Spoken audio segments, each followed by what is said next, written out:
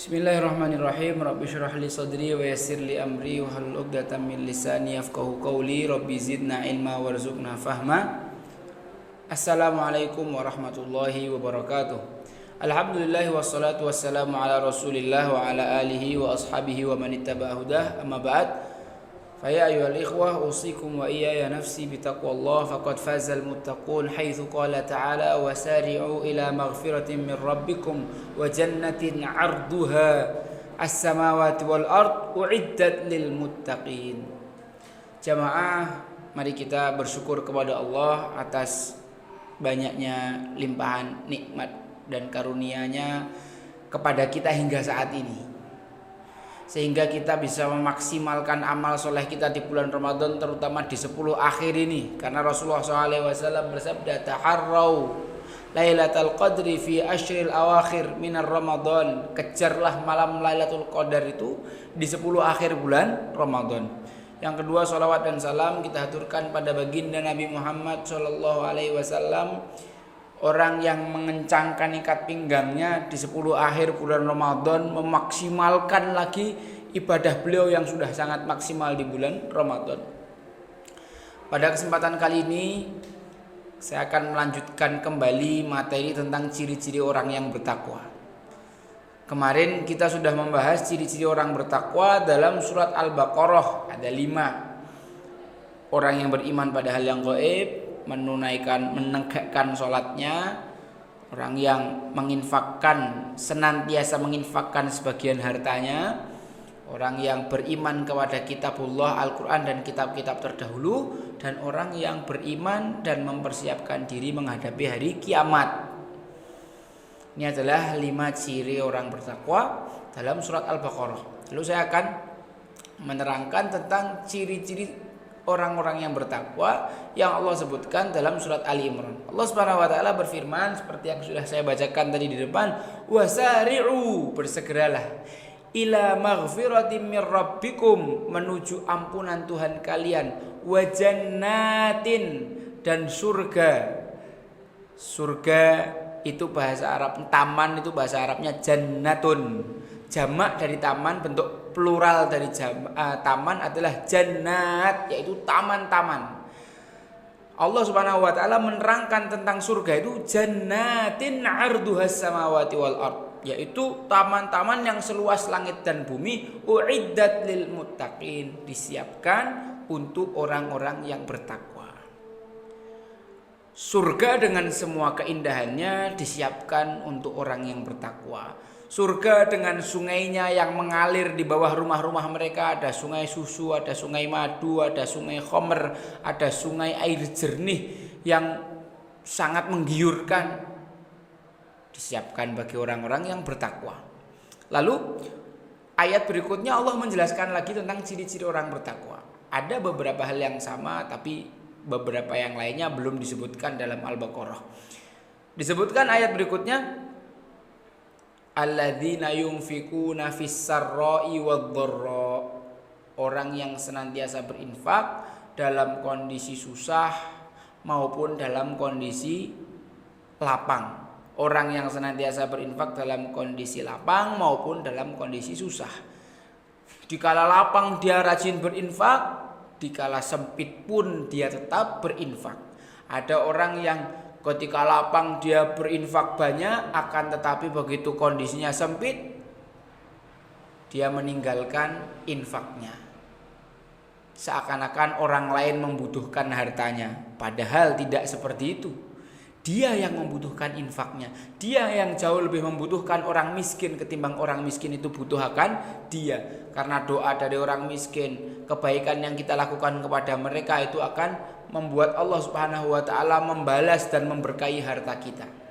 Jemaah yang dirahmati Allah Subhanahu wa taala, musim corona ini adalah mungkin musim yang sulit bagi kita karena ekonomi sedemikian lesunya. Orang-orang yang hari-hari biasa bisa infak sekian ratus, sekian juta rupiah, di waktu-waktu ini mungkin pendapatannya akan berkurang sehingga infaknya pun akan berkurang. Tapi orang yang terbukti ketakwaannya di musim corona ini adalah orang yang senantiasa berusaha menjaga infaknya.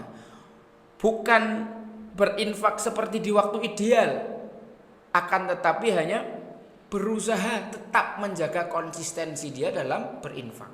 Semoga kita termasuk orang-orang yang dijaga keistiqomahannya oleh Allah Subhanahu wa taala dalam melazimi ketakwaan. Lalu ciri berikutnya yang Allah sebutkan, wal kadhiminal ghaidha, orang yang menahan marahnya. Wal afina 'anin nas, orang yang memaafkan manusia. Wallahu yuhibbul muhsinin, Allah itu mencintai orang-orang yang berbuat kebaikan. Nah, untuk memahami ayat ini saya mau kisahkan sebuah kisah yang sangat menyentuh hati saya, yang sangat menarik menurut saya, yaitu kisahnya Ali Zainal Abidin atau cicitnya Rasulullah SAW, Ali bin Husain bin Ali bin Abi Thalib radhiyallahu anhum wa ardhahum. Suatu ketika Ali Zainal Abidin mengadakan satu pesta akikoh begitu. Beliau punya anak sudah 7 hari, sudah digundul rambutnya, dikasih nama. Kemudian beliau mengundang teman-temannya, mengundang para kerabat, sanak family untuk mengadakan jamuan. Disuguhkan hidangan-hidangan yang enak untuk mereka. Nah, dalam kondisi seperti itu dia memanggil budaknya untuk mengeluarkan masakan yang sudah disiapkan. Kita bahasakan mungkin tongseng begitu. Imam Ali Zainal Abidin meminta budaknya untuk membawakan tongsengnya tadi. Kemudian budaknya keluar membawa panci yang panas. Pegangannya mungkin dikasih lap.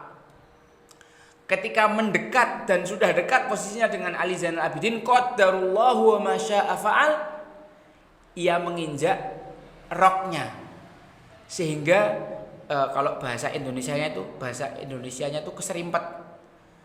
Apa bahasa Jawanya keserimpet?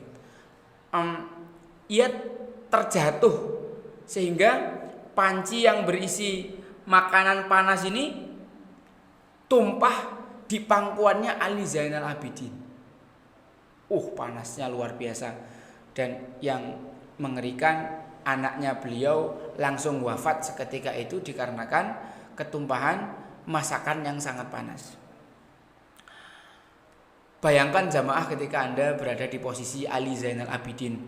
Apakah Anda akan marah pada budak tersebut atau Anda akan melakukan reaksi yang lain, sabar gitu? Apa yang dilakukan Ali Zainal Abidin? Dia marah besar kepada budaknya. Dia berdiri, hampir saja dia menempeleng budaknya. Akan tetapi memang budaknya para salafus soleh, budaknya para ulama, ketularan solehnya, ketularan ilmunya. Budaknya Ali Zainal Abidin mengatakan ketika dia hendak ditempeleng, ketika dia hendak ditampar itu, wal kadhiminal ghaidha, dia baca ayat surat Ali Imran tadi yang artinya dan orang-orang yang menahan marahnya. Lalu Ali Zainal Abidin mengatakan, ya sudah kutahan marahku. Kemudian budak itu masih melanjutkan, wal afina 'anin nas, dan orang yang memaafkan manusia. Lalu Ali Zainal Abidin mengatakan, ya kau sudah kumaafkan dan sekarang kau kumerdekakan.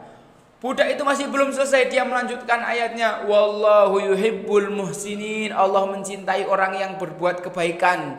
Lalu sebentar, kamu jangan pergi dulu. Dia masuk ke dalam rumahnya, mengambil uang 1000 dinar, ia berikan kepada budaknya. Silahkan dikonversi 1000 dinar, 1 dinarnya 4,5 gram emas atau 4/4 gram emas.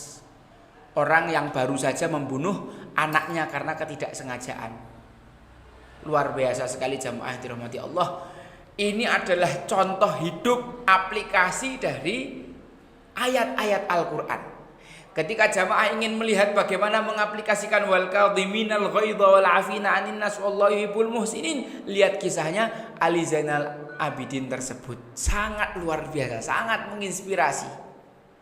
Jamaah yang dirahmati Allah Subhanahu wa taala, itulah satu gambaran yang luar biasa tentang bagaimana Al-Quran itu diaplikasikan dalam kehidupan seseorang manusia. Ali Zainal Abidin mempraktekkan dengan sempurna firman Allah Subhanahu wa taala tentang si orang bertakwa, wal kadhiminal ghaidha, orang yang menahan marahnya, wal afina 'anil nas, memaafkan manusia, wallahu yuhibbul muhsinin, Allah sangat mencintai orang-orang yang berbuat kebaikan.